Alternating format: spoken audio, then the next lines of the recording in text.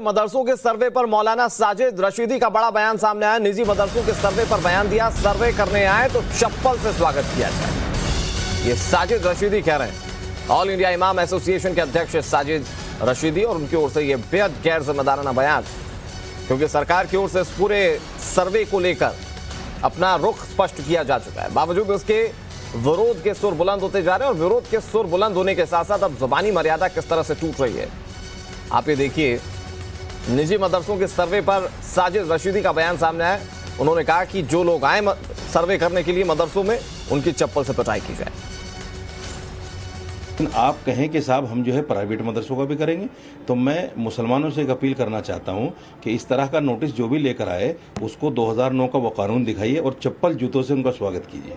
आप कहें कि साहब हम जो है प्राइवेट मदरसों का भी करेंगे, तो मैं मुसलमानों से एक अपील करना चाहता हूं कि इस तरह का नोटिस जो भी लेकर आए उसको 2009 का वो कानून दिखाइए और चप्पल जूतों से उनका स्वागत कीजिए।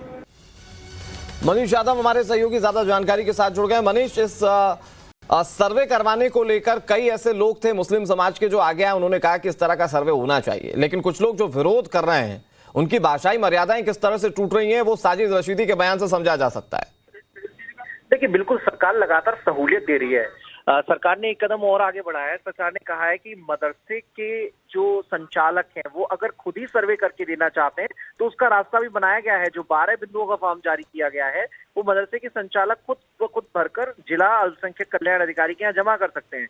तो सरकार सहूलियत दे रही है कि उसे सिर्फ जानकारी चाहिए कि मदरसे की स्थिति क्या है, उसमें कोई दूसरा इरादा सरकार का नहीं है सिवाय बेहतरी के। अब उसके बावजूद भी कई जगहों से ऐसी आवाज आई। हालांकि बहुत राहत की बात रही कि जमीयत उलमा हिंद की जो बैठक थी उसमें भी इस बात पर सहमति बनी कि सरकार का साथ दिया जाए।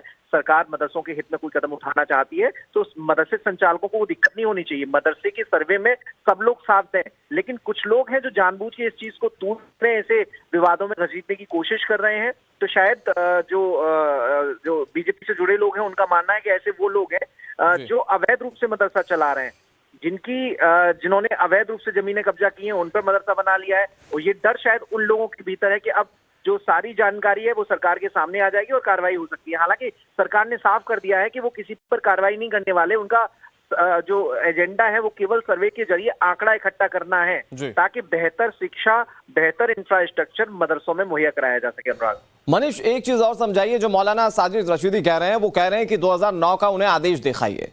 वो 2009 का आदेश अगर आप समझाएं कि क्या उसमें था, क्या क्लॉज थे जिसके आधार पर वो ये ग्राउंड बता रहे हैं कि जो प्राइवेट मदरसे हैं उनका सर्वे नहीं करवाया जा सकता।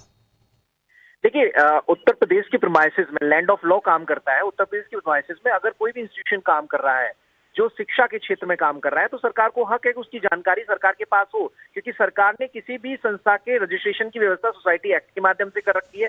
स्कूल की आपको मान्यता लेनी होती है तो बेसिक शिक्षा में एक लॉज बना रखा है। मदरसों की आपको मान्यता लेनी होती है तो मदरसा बोर्ड उसके लिए बना हुआ है। तो अगर कोई भी संस्था रन कर रहा है, चाहे वो सामाजिक काम के लिए हो, चाहे शैक्षणिक कार्य के लिए हो, या फिर किसी और एजेंडे के लिए हो, उसकी जानकारी सरकार के पास होनी चाहिए। और कोई भी कानून 2009 के जिस कानून का हवाला दे रहे हैं उसमें अब मैं एक बार फिर से आपका रुख करता हूं। मनीष, हमारे साथ मोहसिन रजा जुड़ गए जो कि उत्तर प्रदेश सरकार के पूर्व मंत्री। मोहसिन रजा जी, बहुत बहुत स्वागत है आपका टाइम्स नाउ नवभारत पर।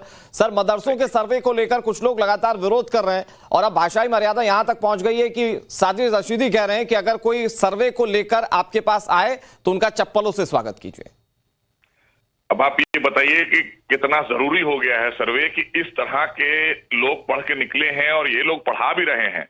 साजिद रशीदी जैसे लोग जो इमाम एसोसिएशन के, ऑल इंडिया इमाम एसोसिएशन के अध्यक्ष भी बताते हैं अपने आप को, अगर इस तरह की भाषा रखने वाले, इस तरह के विचार रखने वाले मौलाना पढ़ा रहे होंगे तो सर्वे तो बहुत जरूरी हो गया है। अब तो बहुत ही इंपॉर्टेंट सर्वे हो गया है, क्योंकि अगर पहले थोड़ा सा कहीं पर ऐसी सोच भी बन रही होती ना सरकार की, तो इस भाषा के बाद तो ये साफ हो गया है कि ऐसे लोगों को तो चिन्हित करना ही होगा जो कानून की धज्जियों के साथ साथ बच्चों को गुमराह करने का काम कर रहे हैं। इन्हीं की वजह से ये सारे सवाल खड़े होते हैं जिस तरह से इन्होंने बयान दिया है, और इस पर कार्रवाई जरूर होगी। मैं आपको बताना चाहता हूं आपके चैनल के माध्यम से कि मैंने बात किया है अपने अधिकारियों से कि इसकी जांच करिए, और अगर इस तरह की बात इन्होंने की है तो जो भी कानूनी कार्रवाई बनती है उस पर कार्रवाई की जाए साजिद रशीदी के खिलाफ। सर, बहुत शुक्रिया आपका हमारे साथ जुड़ने के लिए और तमाम बातचीत करने के लिए। लेकिन सवाल यह भी खड़ा होता है कि जब इस तरह के बयान दिए जाते हैं तो क्या मन में किसी तरह का कोई डर भी होता है क्या? क्योंकि अगर पारदर्शी प्रक्रिया है तो इससे किसी को क्या सवाल होने चाहिए।